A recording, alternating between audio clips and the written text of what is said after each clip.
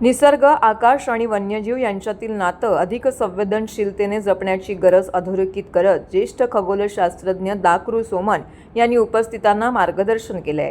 राजाराम साळवी गौरव विचार मंचतर्फे आयोजित वन्यजीव निसर्ग साहस या विशेष व्याख्यानमालेच्या तिसऱ्या पुष्पात ते अध्यक्षस्थानावरून बोलत होते. मनीषा विद्यालय ज्युनियर कॉलेजच्या सभागृहात हा बहुआयामी कार्यक्रम उत्साहात पार पडला. यावेळी साळवी पाटील यांच्या अभ्यासपूर्ण वन्यजीव आणि वनस्पती छायाचित्रांचं भव्य प्रदर्शन आयोजन करण्यात आलं होतं. मकर संक्रांती या विषयावर बोलताना सोमन यांनी पक्ष्यांच्या सुरक्षेचा मुद्दा मांडला. धारदार मांजामुळे अनेक पक्षी जखमी होतात. आकाश जसं आपलं आहे तसं ते पक्ष्यांचंही आहे असं सांगत त्यांनी पर्यावरणाबद्दल संवेदनशीलतेची गरज व्यक्त केली आहे. आकाश हे उघडं पुस्तक आहे. जसं जंगल वाचवायला शिकायला हवं तसं आकाशही वाचता आलं पाहिजे असं सांगत त्यांनी खगोल आणि निसर्ग यांची सुंदर मेळ घातला. तसेच लोणार, अश्निविवर आणि भास्कराचार्यांचे जन्मस्थान पाटण या स्थळांना भेट देण्याचं आवाहन त्यांनी केलं आहे. शहापूर येथील ठाकूर बंधूंनी उभारलेलं तारांगण वेधशाळा पाहण्याचा आग्रह देखील त्यांनी यावेळी धरला. कार्यक्रमात वन्यप्रेमी साधना वझे यांनी अर्जुन या बिबट्याचे दत्तकत्व घेतल्याचा अनुभव सांगितला. संजय गांधी राष्ट्रीय उद्यानातील दत्तक योजनेद्वारे त्यांनी ही प्रक्रिया पूर्ण केल्याचं नमूद केलं आहे.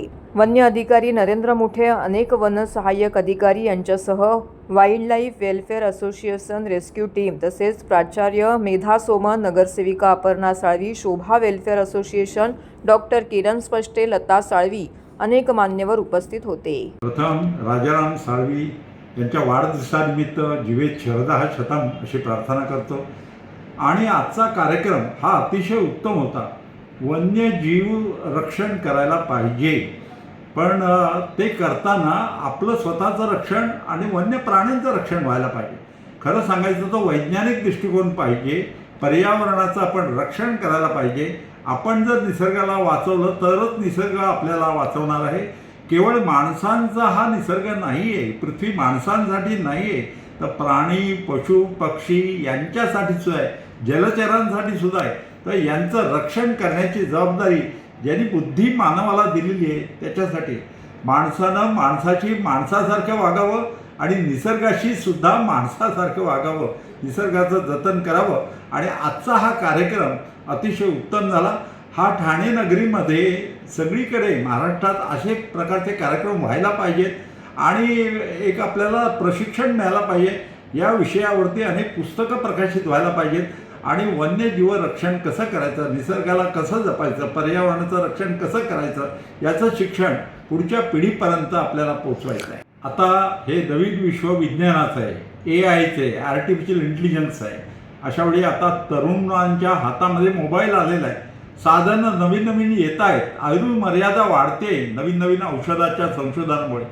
परंतु माणसानं कसं वागायचं हे ज्या नवीन नवीन वस्तू तयार होत आहेत, विज्ञानाची साधनं तयार होत आहेत, ती कशी वापरायची याचं प्रशिक्षण लोकांना द्यायला पाहिजे. आणि खरं सांगायचं तर पैसा मिळवणं हेच ध्येय असता कामा नये. पैसा हे साध्य नाही, पैसा हे साधन आहे.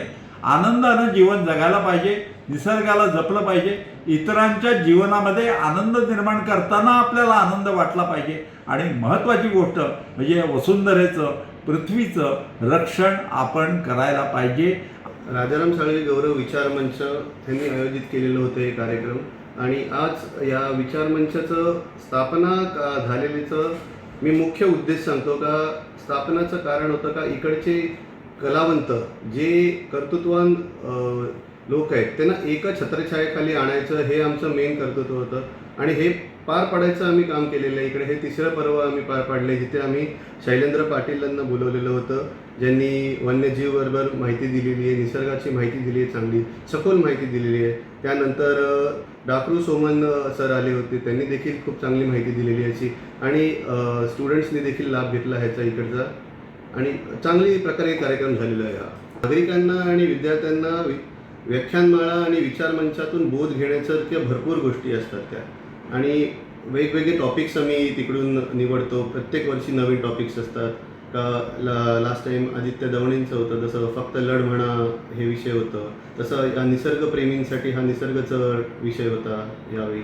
असं नवीन नवीन इनोव्हेटिव्ह विषय आम्ही घेतच राहतो. निसर्गाशी प्रेम करा मी तेवढंच म्हणेन, कारण का आजकालच्या तंत्रज्ञानाच्या युगात मोबाईलच्या बाहेर मुलं निघत नाही आहेत, का मी नेहमी लहान मुलं देखील बघतो का कंटिन्युअस फोनमध्ये असतात.